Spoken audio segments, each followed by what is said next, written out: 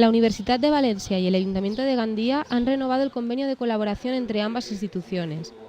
El acuerdo supone la creación del Centre Internacional de Gandía, que sustituye a la Universitat Internacional, ya que con la reforma de la LOU se restringe el uso del término universidad. El rector Francisco Tomás ha asegurado que seguirán implantando en Gandía experiencias que han tenido éxito en otros campus, como la Nau Gran para mayores.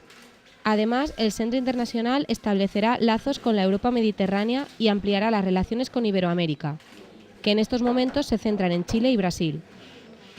El Centre Internacional de Gandía no és una declaració formal internacional, sinó que precisament en este lloc la Universitat de València ha transferit algunes de les seues tasques de formació i de postgrau que tenen a veure en activitats com el desenvolupament local, les relacions amb països latinoamericans, sobretot en programes formatius que tenen a veure en la formació de quadres que tinguin a veure en el desenvolupament de les ciutats i dels municipis d'aquests països, una acció que en aquest moment...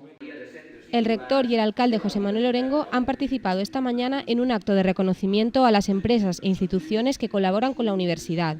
En él se ha hecho entrega del premio al mejor expediente académico universitario, obtenido por el alumno de Gandía, Álvaro Laparra Pérez.